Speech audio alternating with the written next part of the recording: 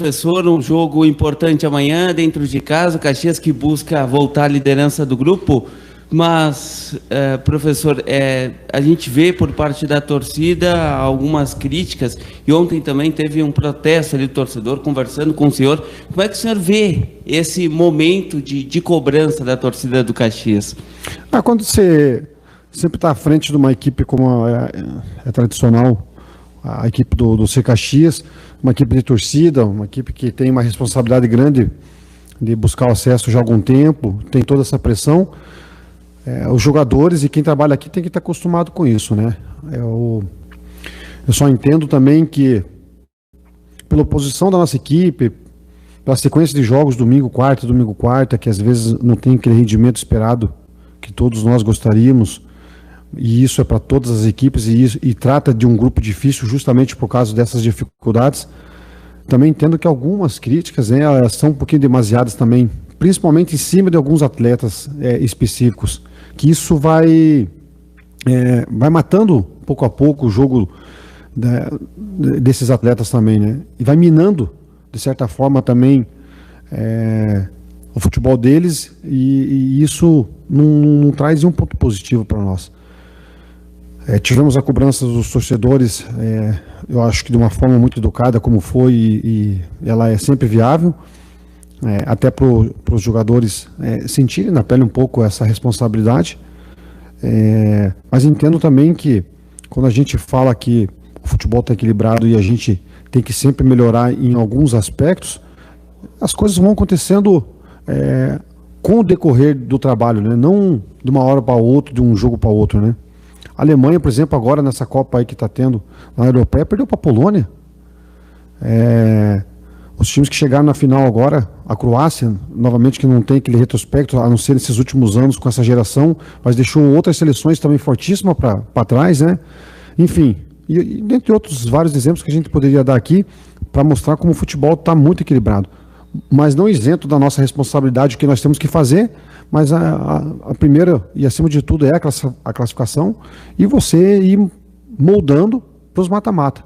E esse aspecto que a gente precisa de tempo, vai vir com o jogo. O que eu posso dizer para vocês da minha parte? Esses últimos 5 jogos a gente não tem como treinar. Descansar, ajustar no vídeo, recuperar, ir para o jogo e por aí vai. Agora nós vamos ter o último jogo amanhã, que vai nos dar a possibilidade de treinar um pouquinho mais até, se Deus quiser, o nosso acesso, que vai faltar 12 jogos com esse. Então aí dá para você ir recuperando os jogadores fisicamente, dá para você ir moldando taticamente, mas é sempre bom ter essas cobranças, mas volto a repetir, em alguns pontos um pouquinho demasiado demais. Ainda mais sobre o protesto de ontem dos torcedores após o treino, nessa cobrança na saída, até você desceu do carro, conversou com eles, o que eles cobraram e o que o Tcheco respondeu a esse grupo? Não, procuraram fazer uma cobrança um pouquinho da mudança do jogo, né? E deixei bem explícito para eles que veio uma ordem da CBF, que infelizmente a Federação Gaúcha se omitiu um pouco em defender os interesses do Caxias, que representa a federação, veio o papel timbrado e não tinha o que fazer. O torcedor às vezes não tem essas respostas imediatas, e eu acabei dando essa satisfação dentro do pouco que eu sei, e cabe nós, o clube, acatar. E falei que tem os prós e os contras, né? O pró, a gente ganha pelo menos um dia a mais aí de recuperação com os atletas que estão no limite físico do cansaço, né? Do desgaste, que eu quero dizer. Então a gente ganhou um dia a mais para poder intensificar o nosso jogo também com intensidade. Mas ao mesmo tempo, eu entendo o lado dos torcedores, não tiro a razão nenhuma deles, nem ter que mudar do jogo para uma segunda-feira. Tem a questão do Inter, né? Por causa da semifinal do masculino que aconteceu no Gauchão e tudo aquele mal-estar que ficou da briga dentro de campo. Parece que os torcedores foram acuados também fora de campo, então fica aquele sentimento ruim. Então também não dá para tirar a razão deles. Mas é o que eu falei para eles, né? Infelizmente foi uma coisa que foi imposta, não tinha como fugir disso. Nós temos que acatar, deixar para lá agora e tentar focar de uma vez por todas. Ao mesmo tempo eu pedi o apoio deles, né? Em cima da primeira pergunta que veio ali com o Matheus, eu acabei intensificando isso. Toda vez que eu vinha jogar com o Caxias aqui como jogador e como treinador, que foi quando tinha torcida, né, na última vez, é sempre difícil jogar, é sempre ruim. A gente precisa dessa força. Novamente, trazendo para esse campeonato que está equilibrado o nosso grupo, toda a situação de diferente, ela traz algo mais para poder ajudar. E esse algo diferente é o torcedor, nesse momento para nós, né? Fora esse tipo de cobrança, respectivamente também alguns atletas, pude explicar, um com lesão, outro com gripe, enfim. São as desculpas que nós temos os fatos, só para eles entenderem ali, mas acima de tudo, assim, uma conversa muito civilizada, muito educada por parte deles. Fiquei, acho que em torno de uma meia hora ali, respondendo as perguntas deles, não tem problema nenhum para mim. Então foi um bate-papo de alto nível, de cobrança de alto nível, e tenho certeza que eles estavam até pensando em fazer um manifesto de não vir para o jogo amanhã, pedir para eles virem para apoiar a gente precisa deles, né? Acho que deixar um pouquinho isso de lado agora, porque isso é importantíssimo, e se Deus quiser, eles vão estar com nós aqui, lá na reta, né? Na reta oposta ali do banco de reserva, e se Deus quiser, fazendo aquela pressão que eles fazem e nos ajudando. Com essa mudança de jogo, o Caxias ganhou um dia a mais. O que foi trabalhar também, professor, em cima de alguns erros, e o que esperar desse time do Hercílio Luz? O Matheus é um adversário que mais se assimila perto do estilo de jogo que a gente tem, que gosta de jogar, que gosta de uma transição ofensiva, tem esse cuidado de propor o jogo também. A gente, dentro das dificuldades que nós tivemos lá em Hercílio, né, lá em Tubarão, com aqueles 2 gols relâmpagos, e aí a gente demorou mais uns 10 minutos para simular o golpe, e aí conseguimos impor nosso jogo e buscamos um empate, acho que com muito embasamento para igualar o placar. O segundo tempo o jogo estava muito equilibrado também, e aí depois da expulsão tivemos que abaixar as linhas para a equipe adversária, não literalmente somar mais 2 pontos, que hoje faz muita diferença para nós, mas esperar um jogo muito competitivo acima de tudo, mas um jogo acho que bem jogado, que as duas equipes gostam de jogar, cuidar muito da transição ofensiva deles, que é um ponto forte que eles têm, né? Em relação à minha equipe, aí você perguntou aí o que a gente trabalhou. Um dos aspectos que eu posso falar para vocês, e aí foi uma cobrança muito incisiva realmente que eu fiz ao grupo de jogadores ali, é que uma equipe que pensa em subir não dá para tomar 2 gols de laterais, né? Um foi contra o Brasil de Pelotas e agora outro contra o Hercílio. E o último gol do Hercílio foi nos acréscimos do jogo contra o Brasil, foi de lateral também, né?